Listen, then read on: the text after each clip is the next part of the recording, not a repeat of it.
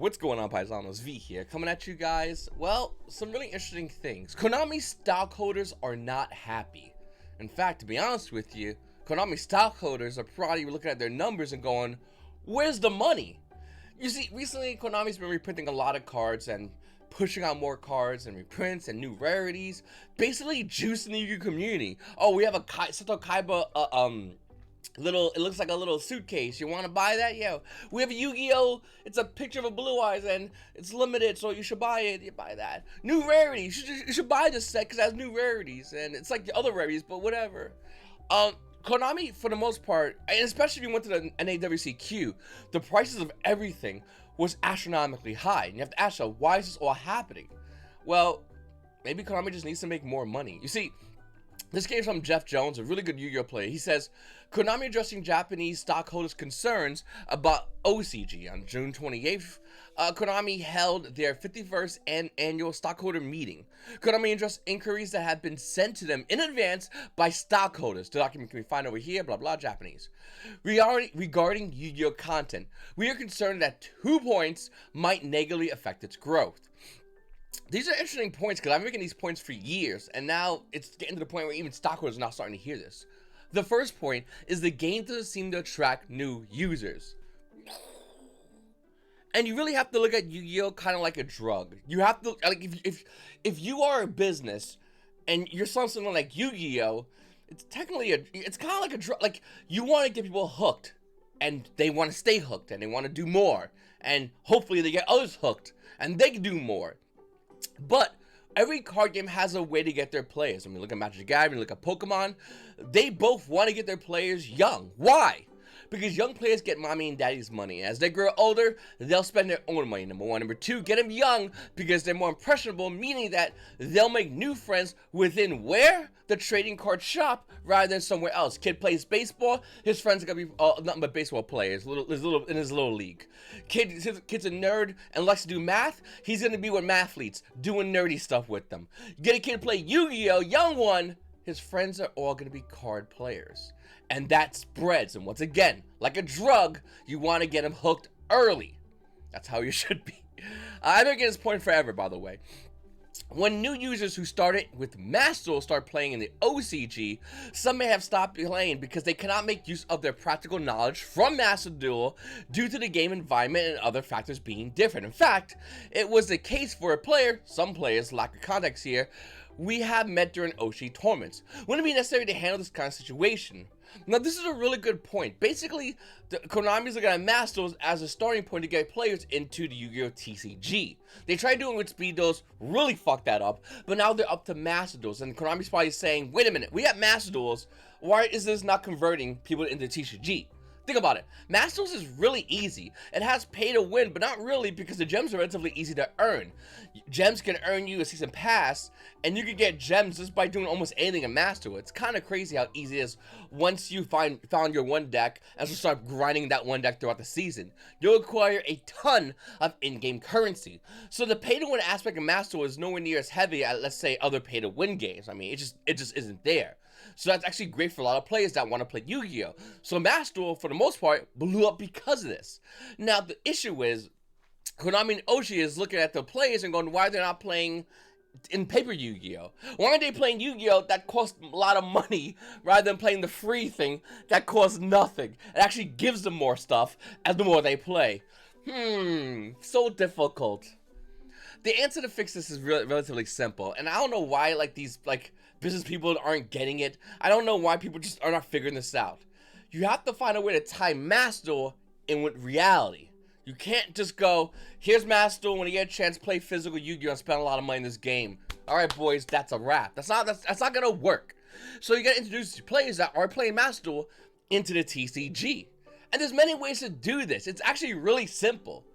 Yu-Gi-Oh! YCS has ways to get the VIP qualifiers, so if you want to play at a YCS, you can play at a physical tournament. Why not do it with Master Duels, and let those players now play in Master Duels have a chance to go to a physical event, but actually have an easier time than regular players going to that physical event, because they played Master Duel and won some kind of tournament or have enough points or what have you.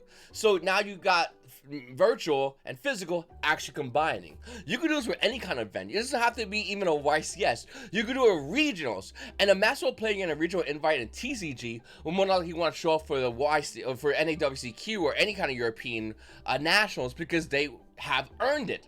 And earning something in this game is all this game can actually serve to the players. This game sucks with prize support. It sucks with any incentivization. Once you have your invite, regional, it literally is a win-a-mat, and it's an insanely uneven win-a-mat that players still drive hours to. So what's incentivization for somebody playing Master? They're gonna wake up, scratch their balls, go on their phone and start playing Master, or wake up 4 in the morning, drive tons of hours away to be cramped up to play Yu-Gi-Oh! And maybe win a mat. If they would have the invite, I'll play Master Duel. Once again, there's a lot of other things, cool things you could do in Master Duel to get players to play.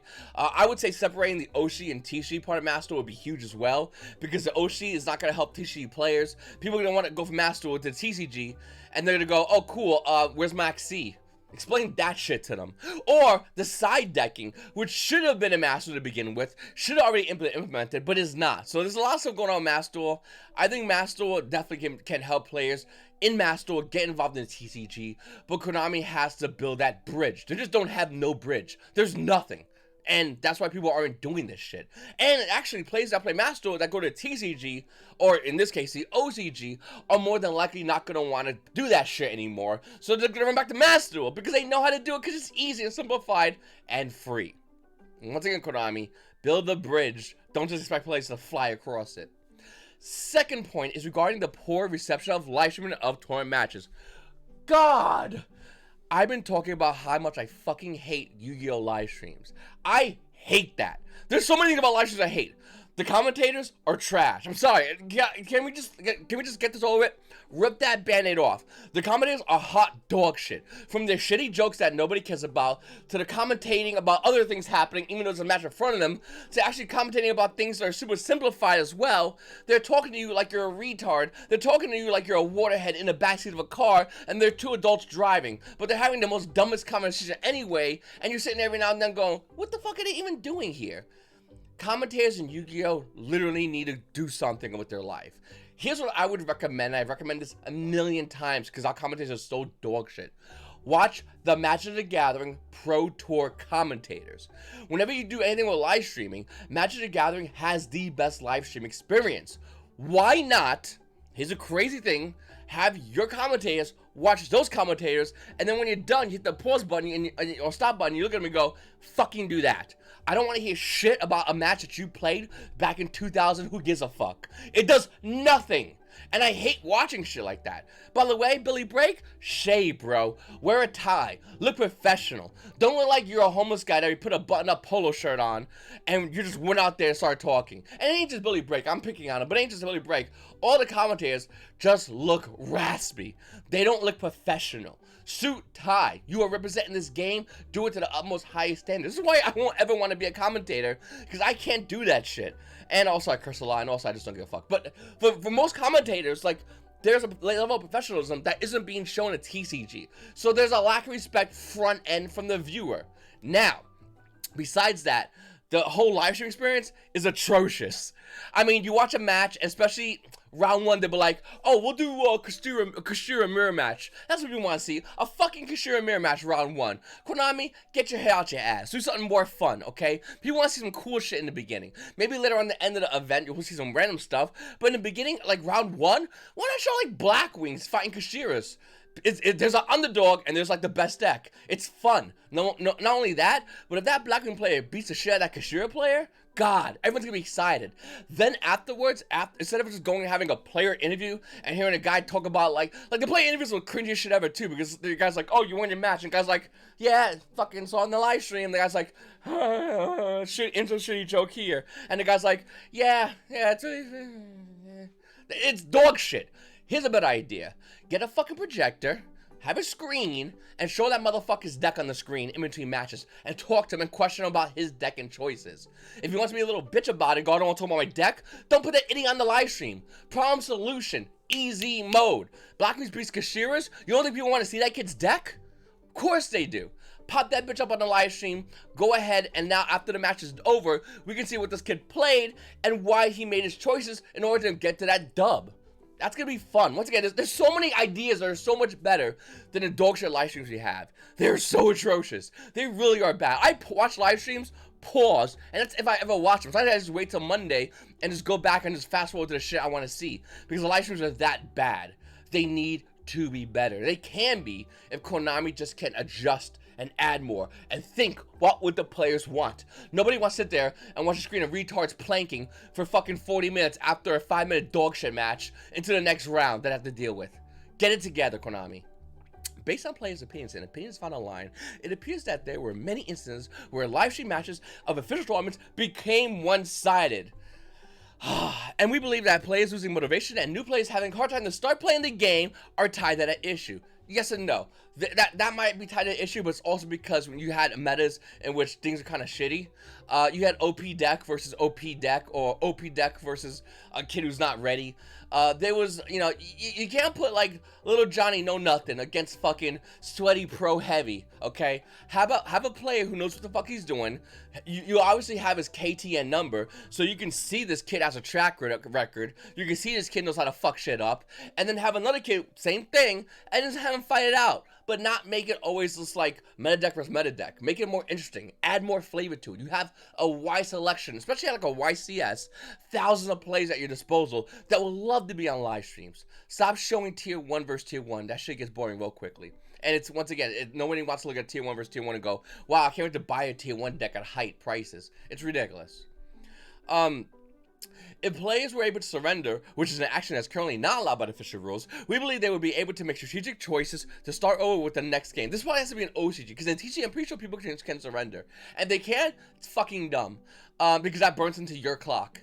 Which would also improve the appeal of live streamers. We like you to consider this point.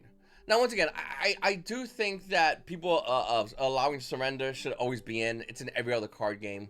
Konami, like, why are we doing archaic dumb shit?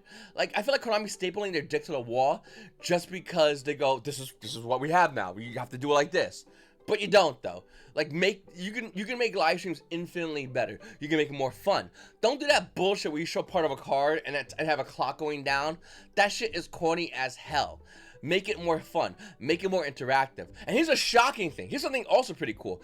Why don't you have multiple live stream tables? Meaning that if one round's done, if these kids are done playing and they're siding, you can run over to another table and get another match going on in action. I know, shocker, right? Once again, this is something I made up. They do some Magic the Gathering. They've been doing it in the Pro Tour forever. That's all you gotta do. That's all you gotta do.